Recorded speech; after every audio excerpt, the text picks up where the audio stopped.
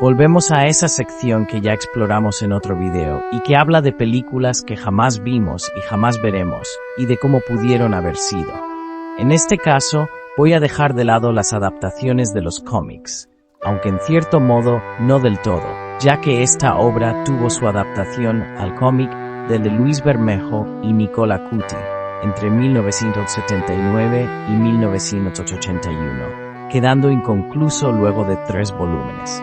Está claro que hablamos de The Lord of the Rings, El Señor de los Anillos, una saga de novelas escrita por John Ronald Reuel Tolkien, autor sudafricano, más conocida popularmente como J.R.R. Tolkien. Si bien su obra más conocida es justamente El Señor de los Anillos, podemos expandir todo este universo a lo que se conoce popularmente como la Tierra Media, donde The Lord of the Rings solo es una parte de la historia. En el año 2001 se estrenaba en cines La Comunidad del Anillo, primera parte de una trilogía que adaptaba los 3 libros de la ya mencionada obra. Un año después llegaría la segunda entrega, y finalmente en 2003 se cerraría la trilogía. Jackson rodó las 3 películas a la vez en Nueva Zelanda, en un proyecto increíblemente ambicioso para la época, en el que se gastó cerca de 100 millones por entrega a la época. Afortunadamente, este le salió mejor de lo planeado, transformando la saga en un clásico moderno, arrasando en premios y llegando a ganarse en su tercera entrega 11 premios Oscars y codearse con Titanic, como las 2 cintas más premiadas de la historia de dicha ceremonia, con 11 estatuillas. Pero el número no se queda ahí, ya que hay que sumarle otras 6 logradas por su primera y segunda entregas, elevando a un total de 17 Oscars en total para la saga. Varios años después, en 2012, llegaría a los cines The Hobbit, la trilogía precuela de The Lord of the Rings, también de la mano de Peter Jackson, que sin embargo no cosecharía los mismos halagos que su antecesora, y si bien fue un gran éxito, no adquiriría este estatus de culto. Esta es la historia que todos conocemos, pero ¿y qué hay de los proyectos que nunca pudimos ver de esta impresionante saga? Aquí vamos a hablar de 2 proyectos que nunca llegaron a ver la luz del día y de cómo podrían haber sido. Con el fin de hacer las cosas ordenadas, vamos a empezar por el que sería más nuevo, pero que se enfoca en las precuelas, o sea, en The Hobbit. Luego, en una segunda entrega, nos meteremos de lleno en The Lord of the Rings. El Hobbit, de Guillermo del Toro. Luego del éxito sin precedentes de la trilogía original, los estudios vieron que se había creado un producto perfecto y decidieron dejar todo así, ya que tocar tal obra artística solo mancharía el legado de las cintas originales. Nah, mentira. Después del éxito de la trilogía, los estudios ya estaban pensando en cómo seguir ordeñando la vaca para sacarle todo el jugo. Es así que comenzaron las tratativas para una nueva saga dentro de este universo. Hay que aclarar que Peter Jackson, un fan declarado de la obra de Tolkien, siempre tuvo en mente hacer una trilogía unificando El Hobbit y The Lord of the Rings en una, siendo la primera entrega para la historia de El Hobbit y las 2 siguientes para resumir los 3 libros de la saga del Anillo. Pero esto no era posible, ya que por aquel entonces, United Artists era la poseedora de los derechos de El Hobbit, por lo que tuvo que decantarse por realizar su trilogía utilizando solo la saga del Anillo. Años después, Metro-Goldwyn-Mayer compra los derechos de la obra a United Artists y le ofrece a Jackson realizar una duología de El Hobbit. Aquí hay que aclarar un detalle. Si tú que estás viendo esto, solo conoces la historia de la Tierra Media por las películas, es posible que no sepas que a diferencia de The Lord of the Rings, que abarca 3 libros bastante grandes, la historia del Hobbit es bastante pequeña, siendo solo un libro y bastante más corto.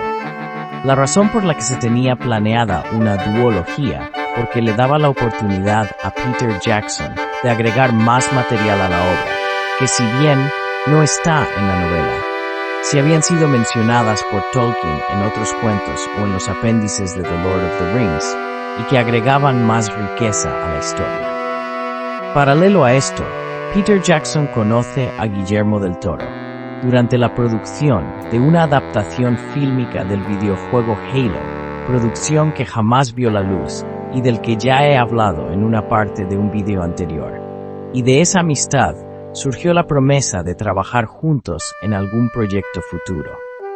En 2008, el proyecto de El Hobbit comienza a tomar forma, y Jackson decide llamar a su amigo para que se una al proyecto colocándolo como director, mientras él se dedicaba solamente a la producción. Del Toro estaba muy emocionado con el proyecto, al punto de que vivió 2 años en Nueva Zelanda para buscar locaciones, realizar artes conceptuales y comenzar a escribir un borrador del guión. Si bien Guillermo reconoce que nunca había sido un gran fan de los libros, también comenta que se tomó el proyecto muy en serio y disfrutó cada parte del proceso, realizando un gran trabajo de investigación. Guillermo aprovechó para contactar con diversos artistas como Alan Lee o John Howe, quienes eran ilustradores habituales de la obra de Tolkien, con el fin de unirlos al proyecto, además de contar con Mike Mignola, amigo personal y creador del cómic Hellboy, de quien el director fue responsable de adaptar a la gran pantalla. Pero los problemas comenzaron a llegar. Metro-Goldwyn-Mayer estaba pasando por graves problemas financieros, así que no daban luz verde al proyecto hasta que estos problemas se solucionaran, ya que tenían que calcular el dinero que necesitaban para la producción de la cinta. Recién en 2010 fue que todo se resolvió, pero el daño ya estaba hecho. La preproducción se había atrasado de tal manera que Guillermo del Toro había adquirido otros compromisos como Pacific Rim. Aquí es cuando Peter Jackson, con apenas meses de tiempo y poca ilusión por sentarse en la silla, tuvo que ponerse al mando y se vio obligado a desechar todo lo que del Toro había planeado, ya que sentía que le era imposible llevar a cabo la idea narrativa y visual única de su colega. Pero, ¿de qué iba la historia? En este caso no tenemos un guión como en otros casos de proyectos fallidos que años después se han acabado filtrando, pero sí tenemos detalles y declaraciones del propio Guillermo del Toro que nos pueden dar una idea de cómo hubiera sido la historia y del resultado final que a priori pintaba mucho mejor de lo que finalmente nos fue entregado. Según declaraciones de los implicados, del Toro no quería hacer una precuela al uso. Su idea era realizar un complemento para la obra de Jackson, The Lord of the Rings. El director no pretendía colocarle el molde de fantasía épica de la que gozaban las cintas de la saga del Anillo, optando por un tratamiento más fiel a la esencia del libro, con un toque similar a un cuento de hadas, con una esencia más infantil que contrastara con el tono más oscuro de las originales. Según cuentan, durante la escritura del libro, Tolkien no sabía que el anillo de Bilbo se terminaría convirtiendo en un objeto de terrible maldad, con potencial para acabar con todo. En esta historia, el anillo es simplemente un objeto que Bilbo utiliza para escapar de los problemas y resolver algunos obstáculos. Esta es la idea que Guillermo habría mantenido. Pero esta trama se iría oscureciendo a medida que la historia avanzaba, preparando el camino para los eventos de The Lord of the Rings. El director comparó esto con la pérdida de la inocencia. En un principio, El Hobbit se habría dividido en 2 películas. La primera se titularía Una tertulia inesperada y la segunda, Historia de una ida y una vuelta. La primera parte cubriría la mayor parte de la novela, explorando el viaje de Bilbo con los enanos y terminando en el momento en que estos se adentran en el Bosque Negro. El dragón Smaug y el orco Azog serían presentados en esta primera parte de la historia, y Azog sería el villano final, como pasó en la cinta vista en cines. La segunda parte no solo adaptaría el resto de la novela, sino también algunas partes de los apéndices de los libros de Lord of the Rings, para conectar estas cintas con la trilogía de Jackson. Otro de los elementos más importantes de la historia sería la exploración en la amistad de Bilbo y Thorin, siendo este una parte importante del eje de la historia. Guillermo quería que cada enano tuviese un rasgo de personalidad marcado, que los hiciese distintivos y que afectaran a la trama lo más posible. El personaje de Tauriel fue una invención de Del Toro, que consideraba que la participación de personajes femeninos en el libro era casi nula, y esto le molestaba. La historia necesitaba un guerrero experimentado, y Guillermo consideró darle ese papel a Tauriel. Lamentablemente, con su partida, el personaje fue cambiado de manera drástica, llegando a protagonizar un romance con Keely, algo que fue idea de Jackson y los estudios. Por otro lado, Bardo hubiera visto su papel recortado en la historia, como pasa en el libro, apareciendo solo para matar al dragón y reclamar parte del tesoro de Erebor, siendo Tauriel la guerrera que llevaría parte de la trama de este en la historia.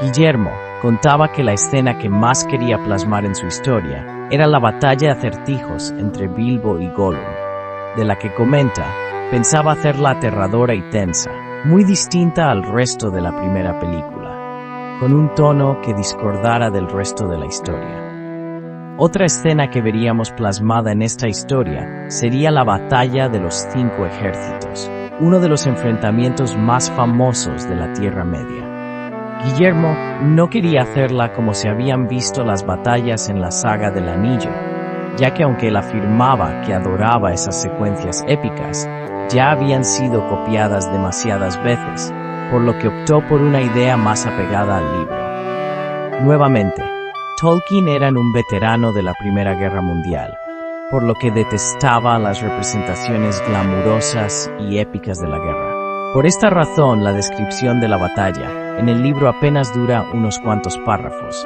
Del Toro estaba en sintonía con esta idea. Así que a pesar de que es imposible realizar esto sin algo de epicidad, la idea era demostrar un tono totalmente sanguinario y terrorífico, enseñándonos desde la mirada de Bilbo y de sus sensaciones y en sus sentimientos. Al igual que pasa en el libro, quedaría inconsciente y no veríamos todo el enfrentamiento. El personaje de Legolas apenas aparecería en un pequeño cameo, luchando en esta batalla junto a su padre. En conclusión, en esencia los puntos claves de la historia que el director mexicano tenía pensado para su visión de lo que sería The Hobbit. Lamentablemente nunca veremos esta visión plasmada.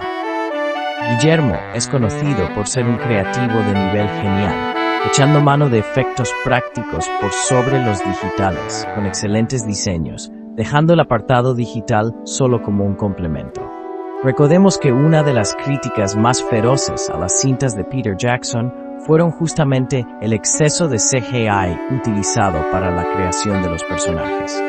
Algo que contrasta con los efectos prácticos también implementados en la trilogía original de The Lord of the Rings. En esta entrega, hemos visto lo que pudo haber sido el Hobbit, en un mundo donde Guillermo del Toro nunca hubiera renunciado. Si bien podemos ver cambios sustanciales en la historia, posiblemente algunas cosas se hubieran mantenido. Pero, ¿y si te digo que en los años 70 pudimos tener una primera adaptación de la obra del Señor de los Anillos y que tendría un tratamiento increíblemente distinto al que vimos? Es más, ¿qué me dirían si les digo que el director afirmaba que el propio Tolkien, quien por aquel entonces todavía vivía, estaba al tanto de los cambios y se mostraba encantado? Esto siempre, según las declaraciones de su director, John Boorman. En la segunda parte, vamos a explorar esta extraña y psicodélica entrega que pudo haber mostrado una historia muy diferente a la que conocemos. Si te ha gustado el vídeo, te agradecería que me dejaras un like por el trabajo realizado. Suscríbete para ver la continuación de este video y deja un comentario. Me encantaría saber tu opinión. Nos vemos y gracias por haber llegado hasta aquí.